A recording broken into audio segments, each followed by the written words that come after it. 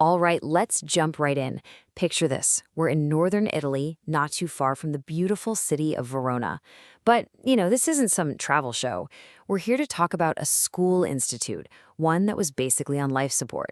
It was facing just about every challenge you could throw at an education system. So this wasn't just one school. It was actually 5 different schools, all under one umbrella, but scattered across neighborhoods with massive, and I mean massive, social and economic gaps. So when this new principal shows up, what does she find? Not a team, not a system. She finds 5 little islands, each one doing its own thing, completely disconnected from the others. No shared plan, no real communication, just chaos. And the problems were coming from absolutely everywhere. I mean, you've got these 5 schools, right? Each one is its own little kingdom. So what does that mean for the kids? It means there's no single curriculum. Students were just adrift. On top of all that, you've got this soul-crushing bureaucracy and buildings that were, no joke, falling into disrepair. It was honestly a perfect storm of failure. I mean, can you imagine walking into that? It's a huge, huge challenge. And it really makes you wonder, in a system that's this broken, this overwhelmed, can one person, a single leader, actually make a difference? Well, let's see. All right, so to really get how this transformation happened, we have to look at the leader herself. And she's not your typical pencil-pushing administrator. Nope.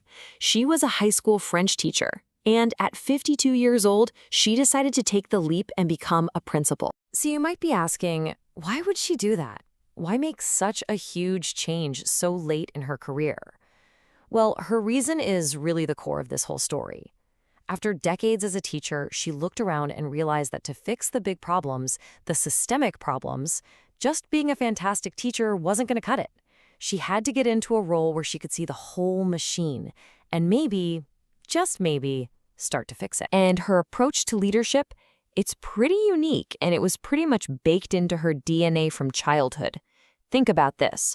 Her mom was a teacher, so from her, she got this deep sense of caring for the whole person, not just the student, but their family, their life. But her dad, he was a banker, and from him, she got this incredibly methodical, systematic way of thinking. So you have this amazing combination of heart and head, compassion and process.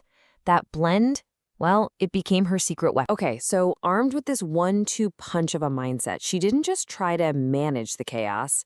She started building a completely new road forward.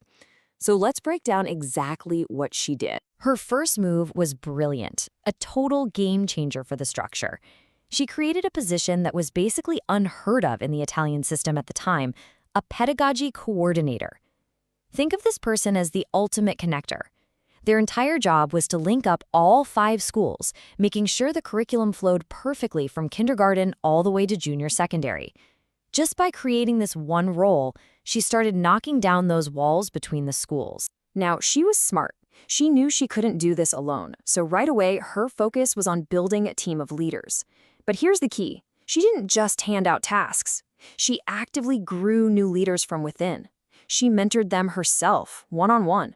She went to bat for them, securing time for them to step away from their teaching duties so they could actually lead.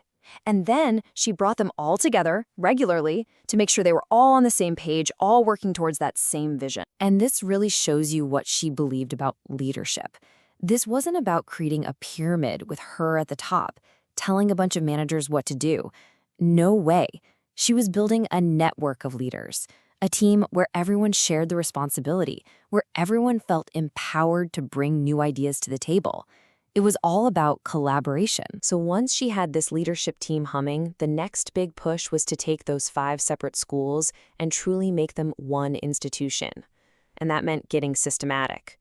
On the inside, they hammered out that vertical curriculum we talked about, and they wrote down everything, creating clear processes for the first time.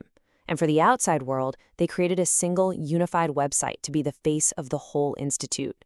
Every single move was about creating one strong, cohesive identity. Okay, so fast forward 9 years. 9 years of this tough, relentless work. What happened? Did it actually work? Did they really go from being isolated silos to a place of real synergy?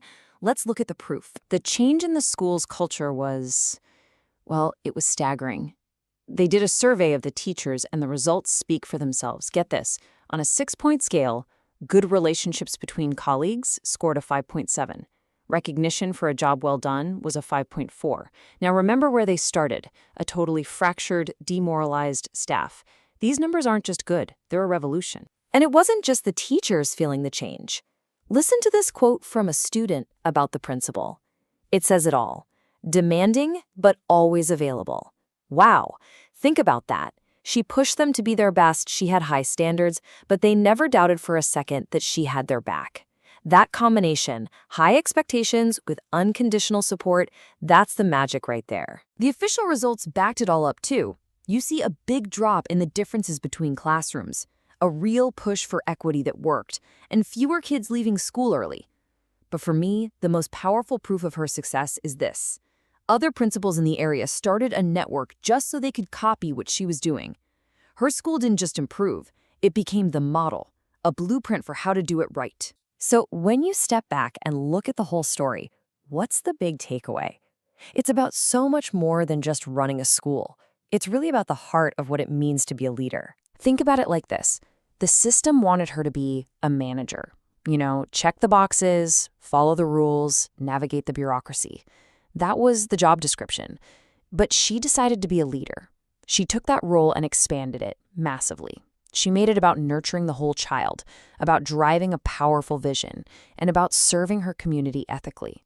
She went way beyond what was expected to do what was needed. And this quote from her, it just sums it all up so perfectly. She says she tries to be a contagious promoter. I love that. She didn't just sit back and react to things. She saw her job as actively spreading a better way of doing things, of influencing the whole environment, making it better just by being in it. And that really brings us to the final big idea here. This story makes it so clear that leadership isn't just a set of skills or strategies you can learn from a book. It's about having the raw courage to stand up for your values, to fight a broken system, and to hold on to the belief that things can be better, even when everything around you screams that they can't. And that leaves us with a pretty powerful question to think about. How often is courage the one thing, the real missing ingredient in leadership today?